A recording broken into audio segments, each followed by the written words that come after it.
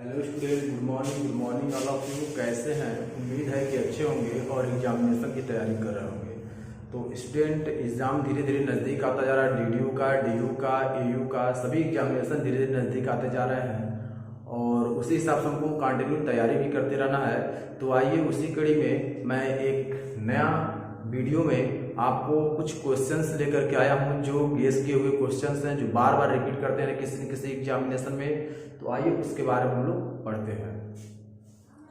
तो स्टूडेंट, अगर आप हमारे चैनल पर नए हैं तो हमारे चैनल को रेड बटन दबाकर चैनल को सब्सक्राइब कर लें, लाइक कर दें, शेयर कर दें और बेल आइकन दबा दें ताकि हर वीडियो की नोटिफिकेशन सबसे पहले आप तक पहुंचे और एक भी वीडियो मिस ना हो। तो आइए अब हम स्टार्ट करते हैं, क्योंकि एग्जामिनेशन नज़दीक आने के कारण हम MCQ बेस्ड क्वेश्चन लेकर के आए हैं, बहुविकल्पी क्वेश्चन लेकर के आए हैं, जो किसी न किसी एग्जामिनेशन में बार बार रिपीट किया हुआ है। चाहे वह CUET यानी इंट्रेंस एग्जाम हो गया, किसी भी यूनिवर्सिटी का DDU का हो गया या DU का हो गया, तो सभी यूनिवर्सिटी में किसी न किसी रूप से वह रिपीट किया था। तो वही क्वेश्चन मैं लेकर के आया हूँ जो एग्जाम में बार बार पूछता है। तो आइए इसके बारे में हम लोग अब पढ़ेंगे। जितने प्रश्न दिए हैं सभी प्रकार के प्रश्न को हम पढ़ेंगे। तो क्या क्या प्रश्न है इनके बारे में हम चर्चा करते हैं। तो आइए यहाँ दिया हुआ है, सबसे पहले पढ़ेंगे जो संज्ञा, सर्वनाम, विशेषण और क्रिया विशेषण है, क्रिया है, उसी से आपका प्रश्न बना हुआ है। तो सबसे पहले प्रश्न नंबर पहला हम देखेंगे। दिया है निम्नलिखित में से कौन सा शब्द समूहवाचक संज्ञा नहीं है। समूहवाचक का क्या अर्थ होता है? समूहवाचक का अर्थ होता है, हमने पीछे वीडियो में हमने बताया है कि समूहवाचक का अर्थ होता है जिसमें संख्या का बोध हो, वही समूहवाचक होता है, संख्यावाचक होता है। जैसे बहुत सारे लोग इकट्ठा होकर रहते हैं, वो आपका समूहवाचक होता है। तो इसमें क्या कह रहा है कि समूहवाचक संज्ञा नहीं है। अब देखिए सभा में बहुत से लोग इकट्ठा होते हैं, आपका क्या हो गया? यह समूहवाचक हो गया। कक्षा आपका समूहवाचक हो गया, भीड़ आपका समूहवाचक हो गया। लेकिन यही दौड़ जो होता है आपका, दौड़ समूहवाचक नहीं होता। आप अकेले भी दौड़ सकते हैं और लोगों के साथ भी दौड़ सकते हैं, तो यह आपका समूहवाचक नहीं है। तो यह आपका क्या हो गया? दौड़ आपका समूहवाचक संज्ञा नहीं है। इस प्रश्न का सही उत्तर होगा ऑप्शन डी। इस प्रश्न का सही उत्तर होगा ऑप्शन डी। तो आइए और आगे हम प्रश्न नंबर दूसरा देखते हैं। प्रश्न नंबर दूसरा में क्या कह रहा है? निम्नलिखित में कौन द्रव्यवाचक संज्ञा है? निम्नलिखित में कौन द्रव्यवाचक संज्ञा? द्रव्य का अर्थ होता है लिक्विड। जो लिक्विड फॉर्म में होता है उसी को हम द्रव्यवाचक कहते हैं। तो क्या क्या इसमें देखिए चार ऑप्शन दिया हुआ है। खटाई, मिठाई, ये सब क्या है? भाववाचक है। ठंड, ये सब भाववाचक है। लेकिन दूध आपका क्या है? ये लिक्विड फॉर्म में होता है, और जो लिक्विड फॉर्म में होता है वही क्या होता है? आपका द्रव्यवाचक संज्ञा होता है। जो लिक्विड फॉर्म में होता है वही द्रव्यवाचक संज्ञा होता है। इस प्रश्न का सही उत्तर क्या होगा? आपका ऑप्शन नंबर सी होगा। प्रश्न नंबर तीसरा देखेंगे। निम्नलिखित विशेषणों में संज्ञा को पहचानिए। निम्नलिखित विशेषण में क्या करना है? संज्ञा की पहचान करना है। तो संज्ञा की पहचान हम कैसे करते हैं इसके बारे में देखिए। दिया हुआ है चार ऑप्शन दिया हुआ है। आसमानी, फिर दिया है नियमित, फिर दिया पाश्चात्य और उसका दिया है अनुशासन। चारों में कौन है आपका विशेषण की संज्ञा? तो आप देखेंगे आसमानी भी नहीं है, नियमित भी नहीं, पाश्चात्य। ये आपका इस प्रश्न का सही उत्तर होगा option number D. Option number D is right answer. Question number 3, question number 3 का सही उत्तर जो होगा वो आपका आंसर डी नंबर होगा। तो आगे और देखेंगे 4 नंबर प्रश्न दिया है। निम्न में से कौन संज्ञा शब्द है? 4 ऑप्शन दिया है, चारों ऑप्शन में ये पूछ रहा है कौन संज्ञा शब्द है, इसकी पहचान करना है। तो देखिए दिया है हरा, पतला, सभा और गहरा। ये इसमें संज्ञा शब्द कौन है? तो हरा जो है आपका रंग है, यह आप क्या है? यह एक संज्ञा है। हरा जो है संज्ञा है। यानी प्रश्न नंबर 4 का उत्तर ए नंबर सही होगा। 5वां प्रश्न देखेंगे। दिया है गाय। गाय कौन संज्ञा है? हमने आपको बताया था जातिवाचक संज्ञा, व्यक्तिवाचक संज्ञा, भाववाचक संज्ञा, ऐसे सभी संज्ञाओं के बारे में बताया था। तो अब पहचान करके आप बता सकते हैं कि संज्ञा क्या है, ये किस प्रकार है, इसके बारे में भी आप जान सकते हैं। तो यहाँ दिया हुआ है, यहाँ गाय कौन संज्ञा? व्यक्तिवाचक नहीं है, जातिवाचक। तो इस प्रश्न का सही उत्तर होगा बी नंबर, यानी जातिवाचक संज्ञा। जो गाय होती है वो क्या होती है? जातिवाचक संज्ञा होती है। गाय जातिवाचक संज्ञा होती है। फिर 6 नंबर प्रश्न आप देखेंगे। दिया है निम्न में कौन भाववाचक संज्ञा है? भाववाचक संज्ञा के बारे में पूछ रहा है। कौन भाववाचक? भाववाचक मतलब जो मन में भाव जो उत्पन्न होते हैं उसी को भाववाचक संज्ञा कहते हैं। जो हमारे मन में भाव उत्पन्न हो गया उसी को हम क्या कहते हैं? भाववाचक संज्ञा कहते हैं। तो भाववाचक संज्ञा के बारे में 4 ऑप्शन दिया, उस चारों ऑप्शन में से चुन करके बताना है कौन भाववाचक संज्ञा है।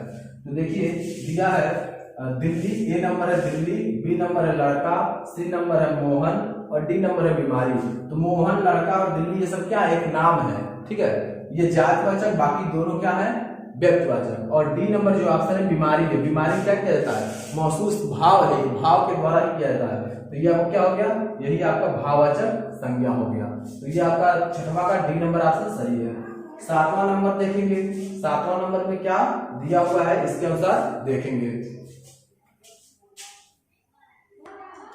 तो देखेंगे 7 नंबर जो प्रश्न दिया हुआ है, कह रहा क्रियार्थक संज्ञा सदा किस रूप में रहती है, क्रियार्थक संज्ञा सदा किस रूप में रहती है, इसी की पहचान करना। ए नंबर में दिया हुआ है बहुवचन पुल्लिंग, बी नंबर में दिया है एक वचन पुल्लिंग, सी नंबर दिया है एक वचन स्त्रीलिंग और डी नंबर दिया है बहुवचन स्त्रीलिंग। तो इस प्रश्न का सही उत्तर होगा एक वचन पुल्लिंग। क्या होता है, एक वचन पुल्लिंग। जो क्रियार्थक संज्ञा होती है वो हमेशा एक वचन और पुल्लिंग में होती है। आगे दिया है प्रश्न नंबर 8। प्रश्न नंबर 8 में लिखा है कि बाप का संबंध वाचक संज्ञा रूप होगा, यानी बाप का जो शब्द है इसका संबंध वाचक संज्ञा रूप क्या होगा, तो बाप का बापा नहीं होगा, बपाती नहीं होगा, बपौती बपौता नहीं होगा, बपौती। इस प्रश्न का सही उत्तर है ऑप्शन नंबर डी, बपौती होगा। इस प्रश्न का सही उत्तर ऑप्शन नंबर डी बपौती होगा, यानी 8वां का डी नंबर ऑप्शन सही है, 8वां का डी नंबर ऑप्शन सही है। तो स्टूडेंट अगर आप हमारे चैनल पर नए हैं तो हमारे चैनल को सब्सक्राइब कर दें, लाइक कर दें, शेयर कर दें और बेल आइकन दबा दें ताकि हर वीडियो की नोटिफिकेशन सबसे पहले आप तक पहुंचे और एक भी वीडियो मिस ना हो। आपको कहीं और जाने की आवश्यकता नहीं, किसी और जगह भटकने की आवश्यकता नहीं है, बहुत सारे किताबों के चक्कर में पढ़ने की आवश्यकता नहीं है, क्योंकि किताब खरीदते जाएंगे और लास्ट में कंफ्यूज होते जाएंगे, क्योंकि समय कम है और आपको पढ़ने के लिए समय कम मिलेगा। इसलिए मैं जो रिवाइज कराते हुए चल रहा हूँ उसी को आप पढ़ते चलिए। हिंदी और रीजनिंग जो भी फैकल्टी मेंबर हैं पढ़ा रहे हैं उसी के अनुसार आप चलते चलिए। जब आप उसी मार्ग पर चलते जाएंगे तो बस आपको रिपीट करना है, रिवाइज करना है। तो रिवाइज करते चलिए आसानी से, किसी प्रकार की आपको समस्या होने वाली नहीं है। आपको रेगुलर क्लास मिलेगा, जैसे पहले मिलता था वैसे ही रेगुलर क्लास आपको मिलेगा। तो उम्मीद है कि आपको ये पूरा आज का जो स्लाइड इस पर दिखा है ये पूरा स्लाइड आपको समझ में आ गया होगा।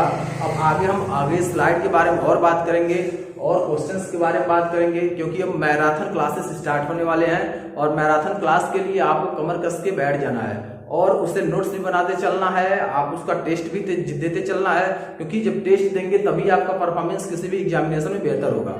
तो आइए अगले हम टॉपिक पर, अगले क्वेश्चन पर चलते हैं। फिर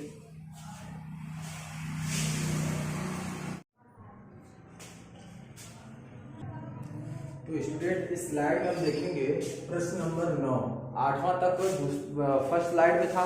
अब इस स्लाइड में हम देखेंगे क्वेश्चन नंबर 9 से, ये भी आपका उसी बेस पर है, स्त्रीलिंग पुल्लिंग और विशेषण से संबंधित इसमें प्रश्न दिया गया है और यह आपका अकॉर्डिंग टू एग्जाम है, किसी न किसी एग्जामिनेशन में आया हुआ है। तो देखिए दिया हुआ है पशु चल रहे हैं, यानी यह वाक्य दिया है पशु चल रहे हैं और इसमें से रेखांकित किया पशु को और पूछ रहा है कि ये पशु कौन सा पद है, रेखांकित पद में क्या है, व्यक्तिवाचक संज्ञा है, जातिवाचक संज्ञा है, भाववाचक है, द्रव्यवाचक है।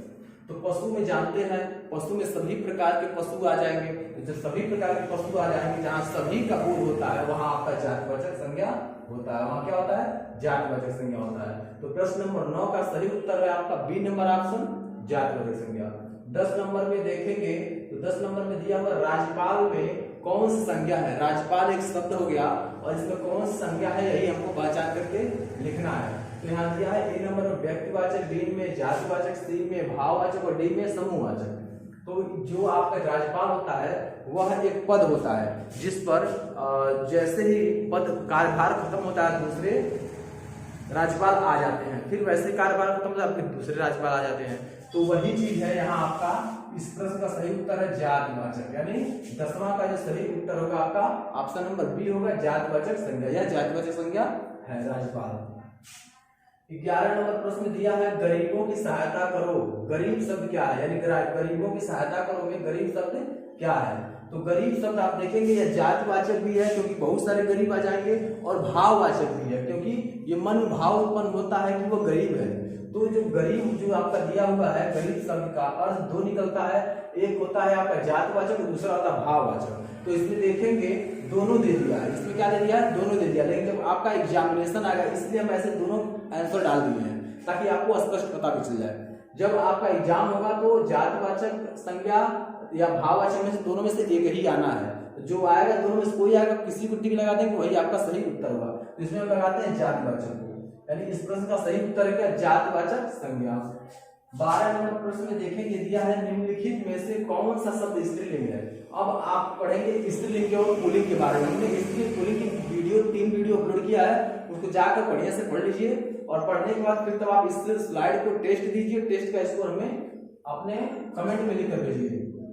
दिया है निम्नलिखित में से कौन सा शब्द स्त्रीलिंग है। 4 ऑप्शन दिया है, चारों में से स्त्रीलिंग कौन है। देश आपका पुल्लिंग होता है, हमेशा देशों के नाम पुल्लिंग होते हैं, नगरों के नाम पुल्लिंग होते हैं और द्वीप के नाम भी पुल्लिंग होते हैं। तो आपका झील जितने होते हैं, झील के नाम क्या होते हैं, स्त्रीलिंग होते हैं। तो इस प्रश्न का सही 12 नंबर प्रश्न का सही उत्तर है आपका डी नंबर ऑप्शन झील। तो 12 नंबर प्रश्न का सही उत्तर आपका झील है। 13 नंबर प्रश्न देखेंगे। 13 नंबर प्रश्न में क्या दिया है, निम्न में कौन सा शब्द पुल्लिंग है। यानी 4 ऑप्शन दिया है और इन चारों ऑप्शन में पूछ रहा है कौन सा शब्द क्या है, पुल्लिंग है। जब पुल्लिंग का पूछ रहा है तो पुल्लिंग के बारे में हमको बताना है। तो यहाँ देखेंगे दिया हुआ है निम्न में कौन सा शब्द पुल्लिंग है। तो ऑप्शन देखेंगे, ए नंबर में दया हो गया, बी नंबर में माया हो गया, सी नंबर में भाषा हो गया, डी नंबर में आभार हो गया। तो दया भी आपका पुल्लिंग स्त्रीलिंग और माया भी आपका स्त्रीलिंग और भाषा भी आपका, यानी ये सब होते हैं तीनों स्त्रीलिंग होते हैं। और डी नंबर ऑप्शन सही है, यानी प्रश्न नंबर डी आपका जो है सही है, क्योंकि आभार होता है। आभार इज द राइट आंसर आपके क्वेश्चन नंबर 13। 13 नंबर प्रश्न का सही उत्तर होगा डी नंबर ऑप्शन आभार। आगे दिया 14 नंबर ऑप्शन दिया है निम्न में कौन सा शब्द पुल्लिंग है। इसमें भी आपका पुल्लिंग ही पूछ रहा है, यानी 4 ऑप्शन दिया है, चारों में से कह रहा है कि निम्न में कौन सा शब्द क्या है, पुल्लिंग है। तो आशा आपका हमेशा स्त्रीलिंग होता है, कष्ट ही आपका पुल्लिंग है, क्षमा आपका स्त्रीलिंग होता है, सेना भी स्त्रीलिंग होता है। तो प्रश्न नंबर 14 का सही ऑप्शन बी नंबर है कष्ट। कष्ट is the right answer of the question number 14 पुल्लिंग। पुल्लिंग ही आपका सही उत्तर है क्वेश्चन नंबर 14 का बी नंबर ऑप्शन। 15 नंबर में देखेंगे। 15 नंबर प्रश्न में कह रहा है निम्न में से कौन सा शब्द स्त्रीलिंग है। निम्न में से कौन सा शब्द स्त्रीलिंग है। अभी पुल्लिंग पूछा है और पूछ रहा है स्त्रीलिंग। तो ऑप्शन दिया 4, विवाद, सार, रूप, आय। तो विवाद भी आपका होता है पुल्लिंग, सार भी आपका होता है पुल्लिंग, रूप भी आपका होता है पुल्लिंग। और डी नंबर ऑप्शन सही है, यानी आपका आय जो होता है वह स्त्रीलिंग होता है। आय जो होता है क्या होता है, स्त्रीलिंग होता है। इस प्रश्न का 15 नंबर प्रश्न का सही उत्तर ऑप्शन नंबर डी है, आय आपका स्त्रीलिंग होता है। 16 नंबर में देखेंगे दिया है निम्न में कौन सा शब्द स्त्रीलिंग है। यानी यहाँ भी 4 ऑप्शन दिया है, पूछ रहा कौन स्त्रीलिंग है। तो गृह, चंदन, पत्ता, सभा। गृह, चंदन, पत्ता और सभा आपका क्या है, स्त्रीलिंग है। तो इस ये सब क्या है, ये चारों ऑप्शन क्या है आपके, इसी में से आपको पहचान कर लिखना है कौन स्त्रीलिंग है। तो गृह, चंदन और पत्ता आपका हमेशा पुल्लिंग होता है और सभा आपका होगा स्त्रीलिंग। इस प्रश्न का सही उत्तर है क्या, सभा। सभा is the right answer of the question number 16 number का डी नंबर ऑप्शन सही है। तो स्टूडेंट, अगर आप हमारे चैनल पर नए हैं तो हमारे चैनल को रेड बटन दबाकर सब्सक्राइब कर दें, लाइक कर दें और शेयर कर दें, बेल आइकन दबा दें ताकि हर वीडियो की नोटिफिकेशन सबसे पहले आप तक पहुंचे और एक भी वीडियो मिस ना हो। तो आइए, डिस्क्रिप्शन बॉक्स में भी सारे लिंक्स अवेलेबल हैं सभी का, आप जाकर के वहां से भी वॉच कर सकते हैं और आई बटन पर क्लिक करके भी जाकर के वहां से वॉच कर सकते हैं। तो आज के लिए इतना ही। Thanks for watching. अगले दिन मिलते हैं अगले वीडियो के साथ।